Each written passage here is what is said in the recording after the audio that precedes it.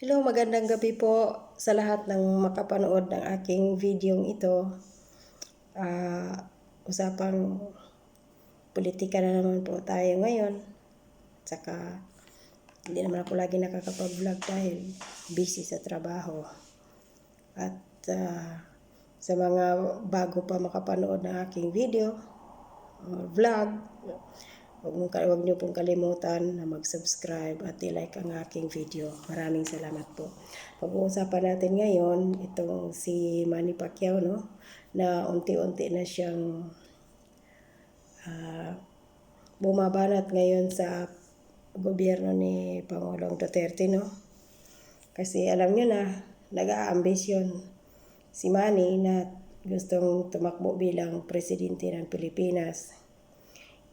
Para sa akin, ewan ko lang sa iba, pero opinion ko to, hindi pa po qualified si Manny Pacquiao bilang presidente ng Pilipinas. At sa experience, kulang na kulang po. Wala pa siya sa 1/4 nga kung tutuusin. Dahil nung siya naging congressman, siya yung tinatawag sa Bisaya na absent. Yung absent, lagi ng absent, wala sa sesyon sa Congress. Dahil busy sa pag-iinsayo sa kanyang pagiging boksingero. Tapos ngayon na naman na naging senador siya, ganun din. Para ding si dating ex-president Benigno Aquino Pinoy. Yun, yung Abnoy na yun. Ganun din. So, ganun din si Manny Pacquiao, no? Absent. At saka, tawag dyan. Sa ngayon, nag-aambisyon siya, tapos gusto niyang siya ang i-endorso ng Pangulong Duterte na successor niya sa pagkapangulo. Pero siyempre naman, hindi naman tanga si Tatay Digong, no? Na i-endorso niya yung isang tao na kulang pa sa kapasidad na bilang maging pangulo at magdala ng bansa. Unang-una, para sa kay Manny Pacquiao, marami siyang mga yung hindi pa alam gawin. Sa Senado nga, oo, may siya. Yung sabi ng iba na matulungin. O andyan na tayo kasi mapagkawang gawa siya. Hindi ko na magnanakaw. O ipagpalagay na natin, hindi siya magnanakaw dahil bago siya sumabak sa politika, mayaman na siya. So, i-set aside na natin yun. So, okay. Pero, porkit hindi ka magnanakaw at matulungin ka, pwede ka nang magiging pangulo. Hindi po ganun. Dahil yung ating sovereignty at saka yung pakikipag-ugnayan mo sa international relations ay hindi madali iyon. Kailangan matalas ang pag-iisip mo. Kung si Manny Pacquiao nga sa problema lang ng yung sa Asian hate crime nga sa Amerika, wala nga siyang doon say. Sa halip na makiusap, magsumulat siya sa Congress, sa US, na bigyan ng pansin ang mga nangyayari doon sa mga Asyano na sinasaktan ng mga puti. Ewan ko doon kung sino mga tao yun na may sakit sa pag-iisip. Galit sila dahil ang tingin nila lahat ng Asian, sila ang nagdadala ng virus, ng coronavirus doon sa US. So kaya yung iba na praning, sinasaktan yung ibang mga Asyano na kahit hindi naman Chinese, no? Wala kang ginawa si Manny Pacquiao doon Sa halip na susulat siya doon at makiusap sa US Congress, wala. Ang ginawa, naghamon pa. Na, ang sinabi pa doon, fight with me. Gusto naghamon ng suntukan ang ugok din naman So, ganyan ba ang magiging Pangulo ng Pilipinas na sa oras na once magkaroon ng problema sa ibang bansa, hahamunin mo na lang ng suntukan? So, hindi ganun, no? Isa pa, si Manny ay alam na natin, magaling siya sa boxing. I-boxing po yun Iba ang boxing sa politika. Malayong malayo. kung ang boxing, madali niyang palusutin yung kamao niya or takbo-takbuhan sa ring yung kanyang kalaban. Isa politika, hindi po. Bilang Pangulo, kalalo na ngayon may coronavirus na umaatake sa buong mundo. Sa tingin ni Manny, matakbuhan niya iyon na parang ring ang obligasyon niya sa 110 million na population ng Pilipinas. Hindi siguro. So, ngayon, umaatake-atake na siya sa gobyernong Duterte. At yun nga, hinahanap niya na sinasabi daw niya ang sabi niya dito, sa akin lang, yung una niyang statement bago siya tumakbo, mag-jet ski siya. Tingnan mo naman kung gaano kabugok si Manny Pacquiao, no? Unang-una, sa tingin niya, kapag si Presidente Duterte ay mag-jet ski papunta ng Spratly Island, na yung pinag-aagawan ngayon ng maraming bansa, gaya ng China, Vietnam, Taiwan, Malaysia, at kung ano pa yung ibang lugar doon, basta mayroon pa na umaangkin. Kapag si Pangulong Duterte mag-jet ski doon at maglagay ng watawat ng Pilipinas doon, sa tingin ni Manny ay hindi iyon big deal sa ibang mga bansa.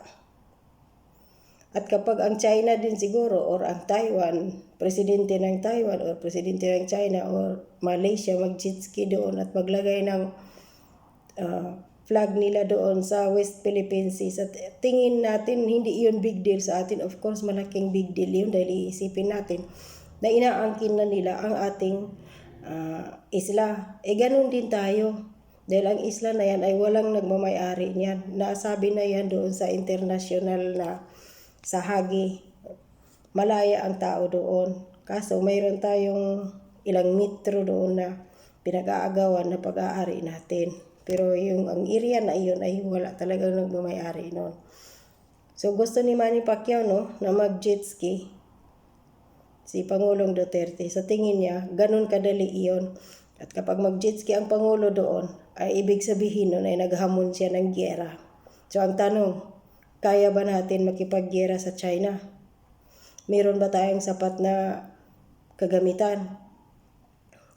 Yung military nga natin, ilan lang? Mahigit lang 300,000 dala pulis na yun siguro. Ikumpara mo naman sa China na mahigit 1 million, 1.3 or 1.4 million ang kanilang military doon. Maliban pa sa kanilang mga armas na napaka high power. Hindi din nag-iisip si Manny, sa totoo lang. Basta lang makatira sa gobyerno kay galit siya. Masama ang loob dahil alam niya na hindi siya i-endorso ng Pangulo. So yun, ang sabi pa niya dito, ipaglaban ang West Philippine Sea. Magdadala ng bandila, nagbigay ng encouragement sa ating mga kababayan. Hindi pwede kasi wala namang ano doon . Hindi pwede magdala ng bandila doon sa West Philippine Sea. Kasi malaking gulo, gyera once gagawin iyon ni Presidente Duterte kung siya mismo ang mag-jet ski doon. At kasi yung mga ibang bansa na umaangkin ng islang iyon ay walang flag doon. Hindi nag-jet ski ang mga presidente nila doon at naglagay ng kanilang bandila, no? Tapos ipaglaban daw.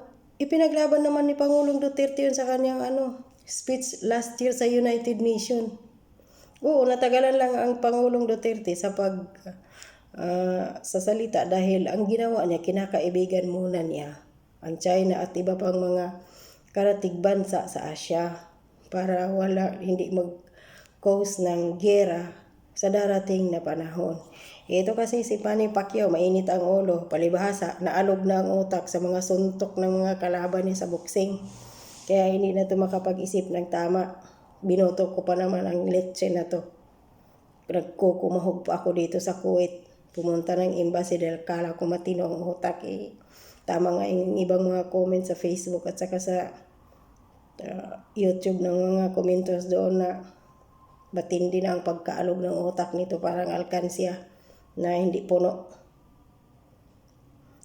Tapos sabi pa ni Manny Pacquiao, yung gusto ko tapos pagdating ng panahon dapat manindigan tayo kung ano ang sa atin. Inanindigan naman tayo Nanindigan naman ang gobyerno natin Hindi naman niya binigay ang isla sa ibang bansa. Pinapanatili lang niya ang na magiging makipagkaibigan na baka sakali unti-unti mahilot ng Pangulong Duterte ang China, na kung pwede umurong-urong naman konti doon sa malayo yung mga bangka nila o kung ano pa man doon, yung area na kung saan nila sinakop ngayon. Hindi naman natin yun basta-basta mapaalis ang China doon dahil nakapasok na sila noong 2012 pa. Panahon pa yun ni Pinoy dahil ito si DFA Secretary Albert Del Rosario ay isang bobo at tanga na isahan ng Amerika. Na yun nga, may mga Amerikano doon na nagbalikatan doon, yung Visiting Forces Agreement, at doon sila mag-i-exercise sa West Philippine Sea dapat. So, ito Amerika at yung ng China, ambassador nila doon sa US, ay nag-uusap pati si Albert Del Rosario. Ayun na ang nangyari.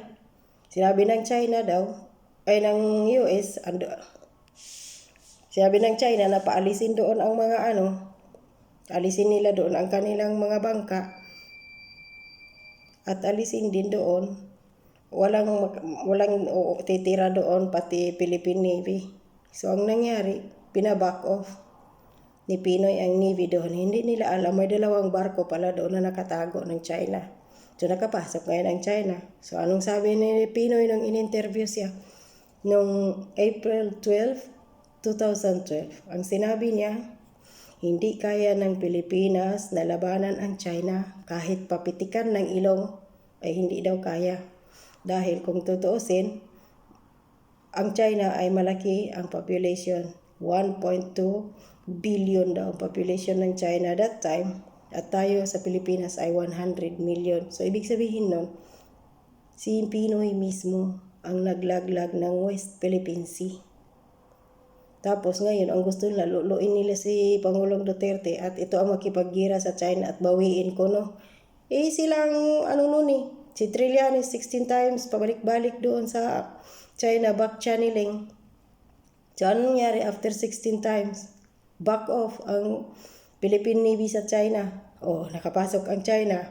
Nakalbo pa ang 2 bundok ng Zambales na 3,500 hectares at ginawa ngayong fake island ng China doon sa Scarborough Shoal na nagtayo sila doon ng kanilang base militar. Sino ngayon ang kaninong panahon iyon? Kay Pinoy. Hindi yun panahon ni Duterte. Pagpasok ni Duterte 2016 bilang presidente, nakapag mahigit na halos 4 taon na ang China nakatayo ng kanilang base militar doon sa Scarborough Shoal. At ang masakit, ang lupa na ginamit nila doon sa kanilang artificial island ay galing Pilipinas sa Zambales. At ito si Albert Del Rosario, Pinoy, Trillanes at Antonio Carpio, at wala silang nasabi noon at walang ginawa. Nung malaman ni Albert Del Rosario noong April 12 na naisahan siya ng Amerika at ng China, bakit hindi niya pinabalik at ni Pinoy ang mga Philippine Navy doon sa Spratly Island?